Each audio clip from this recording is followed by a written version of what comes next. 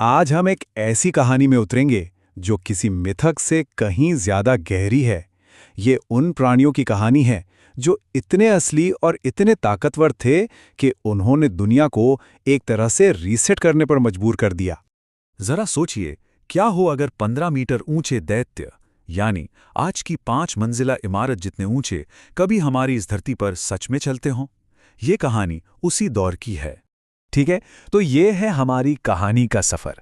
हम देखेंगे कि कैसे देवदूतों के एक समझौते ने दानवों को जन्म दिया, कैसे दुनिया भ्रष्ट हुई, कैसे उसे साफ किया गया और आखिर में उन पतितों की विरासत क्या रही। तो चलिए कहानी की शुरुआत करते हैं। और इसकी शुरुआत धरती से नहीं बल्कि आसमान से होती है, उन दिव्य संरक्षकों से जिन्हें हमारी दुनिया की रक्षा करनी थी। सब कुछ शुरू हुआ प्रहरियों से। ये वो दिव्य संरक्षक थे जिन्हें इंसानों पर नजर रखने, उनका मार्गदर्शन करने के लिए भेजा गया था। शुरुआत में सब कुछ ठीक था, लेकिन इन सब में से 200 देवदूतों ने, जिनके लीडर थे सेमज़ाज़ा और अज़ाज़ेल, माउंट हेर्मोन पर एक ऐसा फैसला लिया जिसने सब कुछ हमेशा के लिए बदल दिया।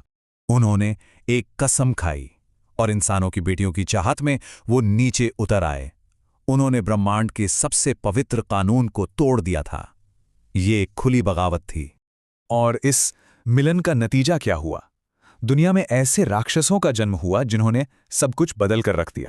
इन नेफिलिम का बढ़ना वो नॉर्मल तो बिल्कुल नहीं था। सोचिए, पैदा होते ही 1 मीटर के, वो भी तेज दांतों के साथ। सिर्फ 1 महीने में एक 10 साल के बच्चे जितने बड़े, और 1 साल के अंदर 6 मीटर के विशालकाय दैत्य, और बड़े होकर तो ये 15-15 मीटर तक पहुंच जाते थे। ये बिल्कुल भी स्वाभाविक नहीं था। पर इनका असली खौफ सिर्फ इनका आकार नहीं था। ये थे तो आधे देवदूत और आधे इंसान, लेकिन इनमें इंसानी रूह या दया जैसी कोई चीज थी ही नहीं। ये मानवता को बस अपने शिकार के तौर पर देखते थे। जरा सोचकर देखिए, आप देख रहे हैं कि आपका अपना बच्चा हर दिन 10 सेंटीमीटर बढ़ रहा है, और फिर आपको एहसास होता है कि अब वो आपका बेटा नहीं रहा, वो कुछ और बन चुका है। ये उन इंसानी माँओं का डर था जिन्होंने इन्हें जन्म दिया था। तो एक तरफ तो ये नेफिलिम का शारीरिक आतंक था, और दूसरी तरफ उनके पिताओं यानी इन प्रहरियों ने समाज में एक अलग ही जहर घोलना शुरू कर दिया था। उन्होंने इंसानों को वो ज्ञान दिया जिसके लिए इंसानियत बिल्कुल तैयार नहीं थी।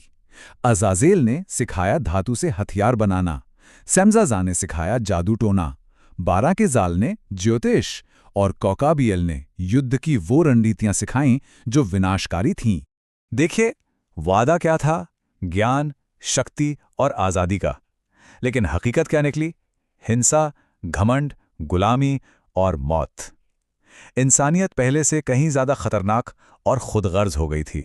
और नेफिलिम की भूख, वो तो कभी खत्म ही नहीं होती थी। पहले उन्होंने सारी फसलें और अनाज खा लिया, फिर उन्होंने सारे जानवरों को खा लिया। जब वो भी खत्म हो गए तो उन्होंने इंसानों का शिकार करना शुरू कर दिया, और अंत में जब कुछ नहीं बचा तो वो एक दूसरे को ही खाने लगे। और जब धरती एक जीता जागता नर्क बन गई, तब कहानी अपने चरम पर पहुंचती है।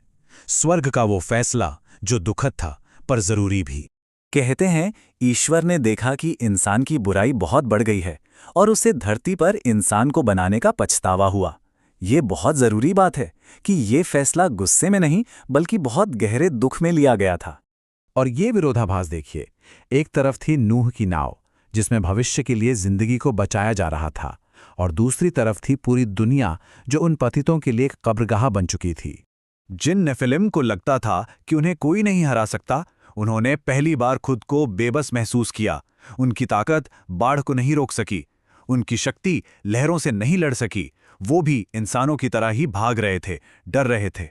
एक मरता हुआ नेफिलिम जब पानी उसके सर के ऊपर से गुजर रहा था तो उसका आखिरी ख्याल था, मेरे पिता ने कहा था कि हम देवता हैं, लेकिन देवता भी मर सकते हैं। और यही था उस घमंड का अंत। तो कहानी यहाँ खत्म नहीं होती। अब हम बात करेंगे बाढ़ के बाद की दुनिया की, और देखेंगे कि जो खत्म हो गया उसका असर कैसे जिंदा रहा। देखिए, नेफिलिम की कहानी पूरी तरह से खत्म नहीं हुई, क्योंकि वो आधे इंसान और आधे देवदूत थे। उनकी आत्माओं को मरने के बाद कहीं जगह नहीं मिली। वो बन गईं देह रहित, आत्मा रहित बुरी आत्माएं, जिन्हें हम डेमन्स कहते हैं, जो पृथ्वी पर भटकती रहीं। और दिलचस्प बात यह है कि बाइबल की उत्पत्ति 6:4 में भी कहा गया है कि उन दिनों धरती पर नेफिलिम थे, और उसके बाद भी। गोलियात और ओग जैसे विशाल लोगों का जिक्र इसी तरफ इशारा करता है कि शायद उनकी नस्ल किसी तरह बच गई थी।